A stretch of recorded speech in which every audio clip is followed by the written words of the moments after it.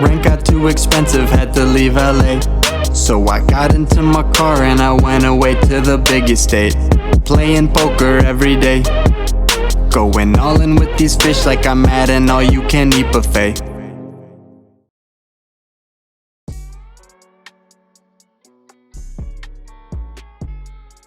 The road trip is going better than I expected, but we're looking to bounce back from our grindy session last time around.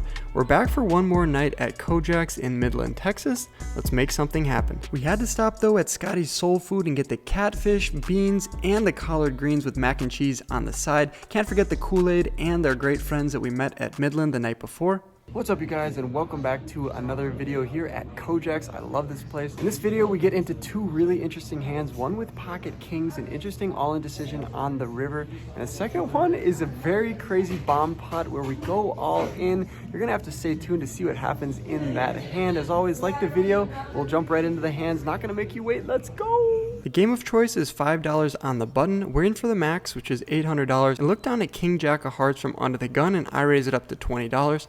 The action picks off where it stopped last night. 5 people put in the call and we're off to the flop. Flop comes 10, Jack, Deuce, Rainbow. We have top pair with a King Kicker, and I think it's important to go for some value here. Protect our hand against King, Queen, 9, 8, hands of that nature, and some backdoor flush possibilities. I bet out for $50. The only person who puts in the call is the button. He only has $35 left in his stack. We're off to a run out. Turn comes the 4 of hearts. River comes the Deuce of hearts.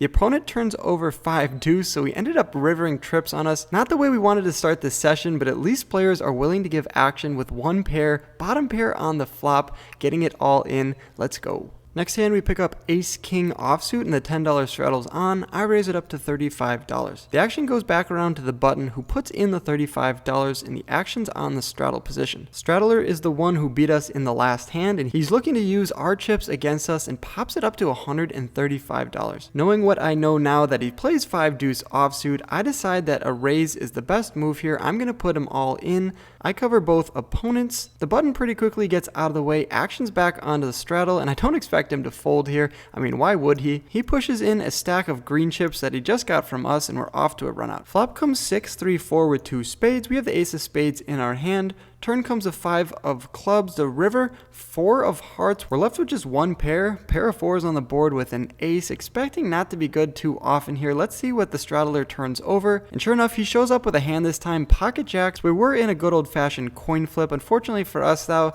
the opponent now has $1,000 in his stack, a lot of which has come from me. We end up rebuying for $500 more, and then we look down at pocket kings from early position and I raise it up to $20, looking to make something happen here with a good hand. Our buddy Dante, who we went to lunch with earlier, puts in the call and so does the button. We're 3 ways to the flop. Flop's a decent one for us. It comes Jack, 6, 6 with 2 clubs. We have the king of clubs in our hand. I think against 2 other opponents here, we need to be betting. If anyone has a jack, they're obviously not going to fold, but if they have 2 clubs in their hand as well, we need to get value from that. I bet out for $25. Dante thinks this is a great card to go for the raise on. He pops it up to $90 and the button pretty quickly gets out of the way. Action's back onto me and I think about it for a second here. What would he be raising me with here that has me beat? Obviously pocket jacks, but I think he would 3-bet with that pre-flop. If he had a 6 in his hand, that is a hand that could go for the raise here. But there's just a lot of other hands that we're going to have beat, such as queen jack, ace jack, 2 clubs, any of those types of hands. So I think a call here is the best move. That's what I do. I toss in 1 black chip and we're heads up to the turn. Turn brings in the front door flush draw, comes the 7 of clubs. We do have the redraw to the club on the river. However, it would not be the nuts by any means. Nothing to do but to check my range over to Dante here, who takes a stack of green chips and tosses it into the middle. $175 is the bet when the dust settles and the action's back onto me. I still think pocket kings is too strong to fold here.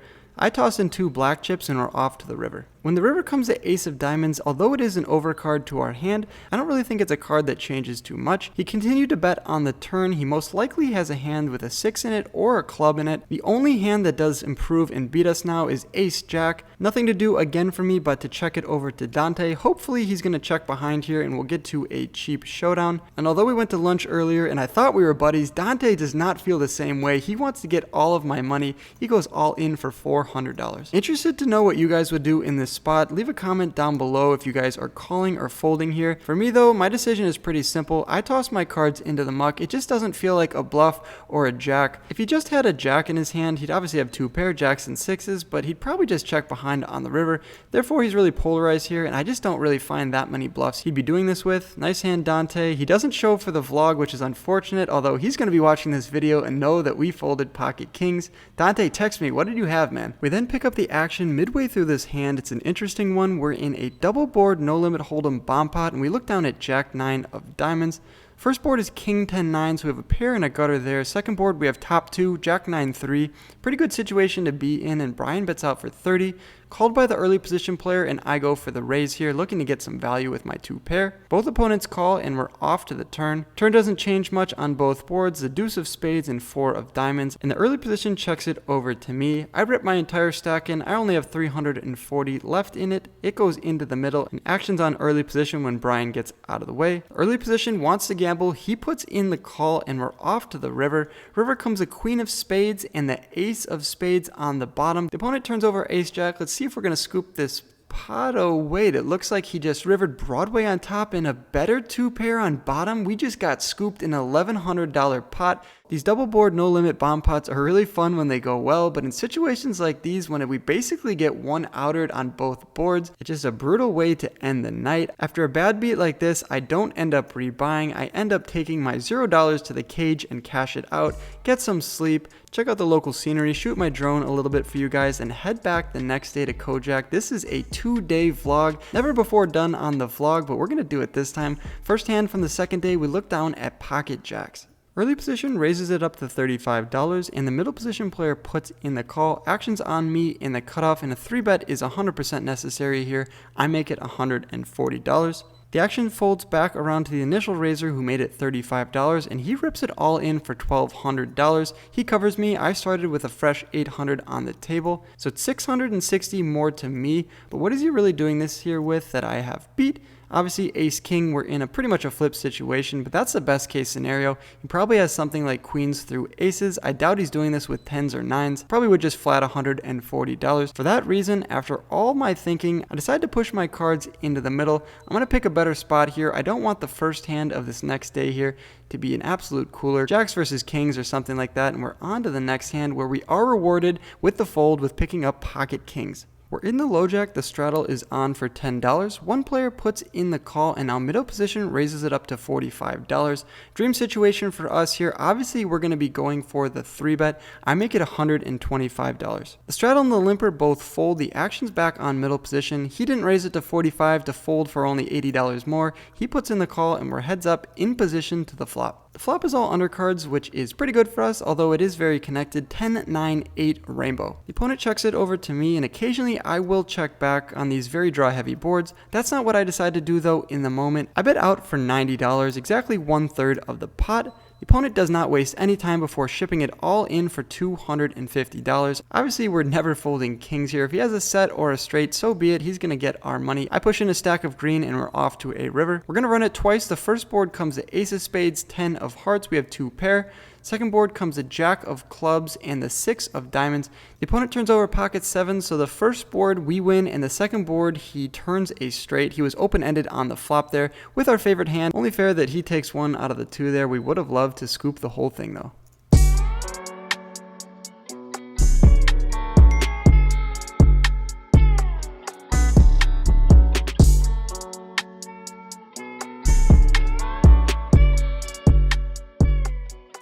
It appears this session is another one of those grindy sessions, but we're looking to get something going here with ace-queen offsuit from late position.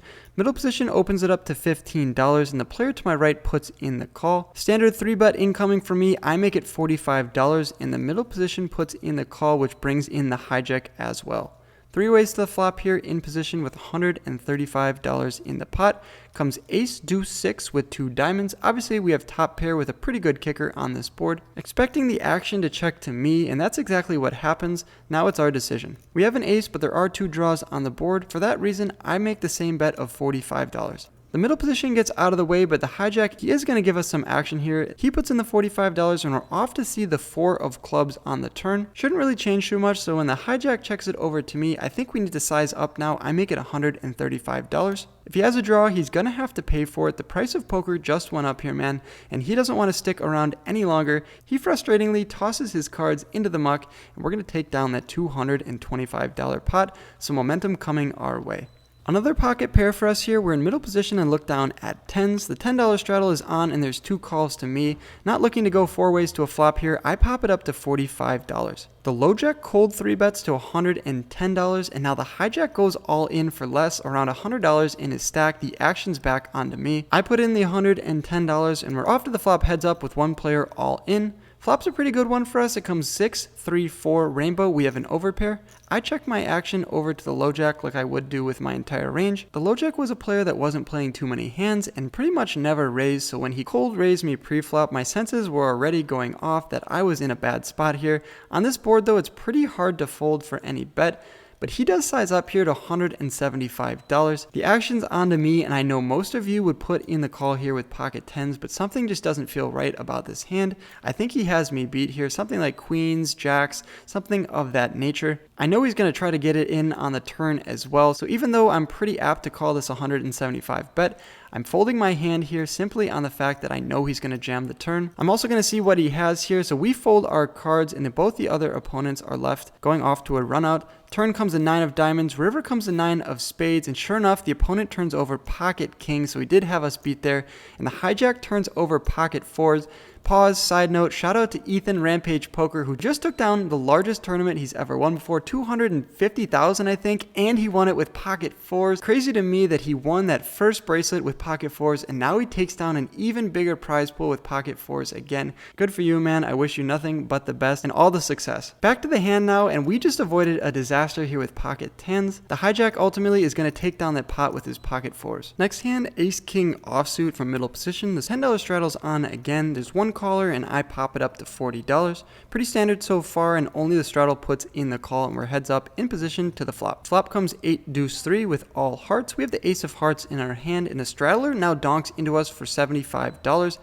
Pretty strange spot here. I think he might have a baby flush, 2 pair, or a set. Don't really think that he's doing this with no value. Obviously we have the ace of hearts in our hand, so we block him from having the nut flush. For that reason, I decided to just get it in here. He doesn't really have that much more in his stack. Having the ace of hearts is a nice card to have. Not only does it block him from having it, but in case he does have a hand that he wants to call off with here, we can suck out on him on the turn or the river. He does pause for a little while, which makes us like this bet even more. Hopefully he just folds here and we take down this $175 pot with ace high, but ultimately, he decides that he wants to play for all of it. He tosses in a couple chips, indicating a call, and we're going to see 2 more cards. Looking for a heart, an ace, or a king, although I think I just need a heart at this point. Turn comes at 8 of spades, not really the best card, as now 2 pairs and boats fill up. River comes a 4 of spades, and he turns over queen 9 of hearts. Not really sure why he thought about it at all there. Obviously, queen 9 should be a snap call for $225 more. Fortunately for us though, we could not find another heart, so $650 going the other player's way. Trying to build some momentum here at Kojaks, but it's just not really going our way this time.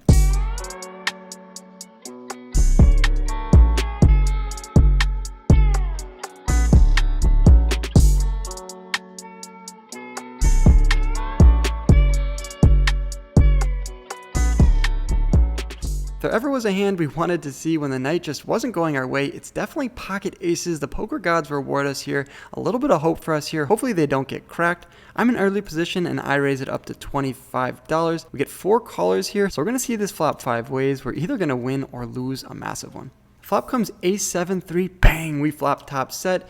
It's crazy that it took me this long into the video before saying bang, but any bang is appreciated. Wolfgang merch is coming soon after this road trip. Don't sleep on it. Let's go. Having this board completely locked up, when the action checks to me, I decided to start with a check here. At this point in the hand, there's only 1 ace left in the deck. At this point in the hand, there's only one ace left in the deck. I need the opponent to catch up, and the action gets checked around, and we see the 5 of diamonds on the turn. When the action checks to me for a second time, now it's time to defend our hand, get some value here. I decide $55 is the best bet here. That's what I toss in the middle, and the player to my left quickly gets out of the way, hoping that one opponent or 2 opponents put in the call, but that's not what happens. Finally, we make a hand, and nobody calls our bet. A lot of you guys in the comments are saying I'm such a luck box, that nobody ever runs as good as me. These are the sessions here where you're just grinding it out, you make good hands and no one calls you, or you make good hands and you get beat. That's just the narrative of poker. Ace 3 of spades is the next hand, and I raise it up to $20. We get 3 callers, so we're looking to cooler someone here, flush over flush, and going 4 ways to the flop. Flop comes queen, jack 6, bang, we flop a flush. The nut flush to be exact here, 2 bangs in a row, life is pretty good, and I start with a check. The action checks over to the low jack, who bets $50, and both the other players fold, and the action's back onto me. Since the opponent took a stab at the pot, it's likely he has a hand he's going to continue for, so I decide that I want to start piling the money in. I go for the check raise here. We're not going to get unstuck in this session without doing so. I raise it up to $125. Sure enough, the opponent puts in the call. A little bit of good news for us, and we're off to the turn. Turn is a pretty big blank. It comes to 4 of clubs. If he had a made hand on the flop, it's unlikely he's going to fold here on the turn. For that reason, I size up here and bet $165, hoping he has a set, 2 pair, something of that nature, maybe king queen with the king of spades in his hand. Fortunately though, we got a street of value on the flop, not going to get it on the turn. He tosses his cards into the muck. On to the next hand. Quad versus 7's full twice. So he banks aces full and then turns aces full and he gets quad 7s. No, I literally said in my head, I was slide like, those aces in a picture. He's gonna make this. He's gonna make one. It's getting late and our opening ranges are getting a little bit wider. I open 6-8 offsuit from late position because we're 4-handed. Luis on the button puts in the call, and we're going heads up to the flop. $40 in the pot. The flop comes 5, 7, 10 with 2 diamonds. We have an open-ended straight draw. For that reason, I decided to continue the aggression here, and I bet $15. Luis on the button, he looks like he's assembling more chips. That's exactly what he does. He slides in $40 total. Obviously, if I'm opening 8-6 offsuit here and I get an open-ended straight draw on the flop, not going to be folding for $25 more. I toss in the call and we see the turn. Turn comes the king of hearts, not exactly a card we wanted to see. No help for us. I check it over to Luis. Luis decides to check behind and we're off to the river, which comes the deuce of spades. Nothing's changed here, but when he raises the flop and checks back the turn, it's likely he was just trying to get us to fold on the flop. Don't really think he has more than a 1-pair type of hand. 1-pair type of hands are not going to want to see a large bet here, so that's what I put out there, $85 into $120.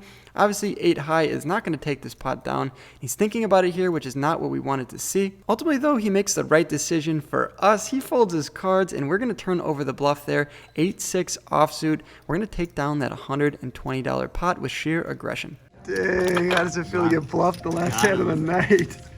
Fucking got him good. After 3 days, we finally went ahead, and it's a good bluff, dude. We'll see you, bro. I'll bring it over. Woo. Thank you, I appreciate it, man. Yeah, for sure. Yeah. All right.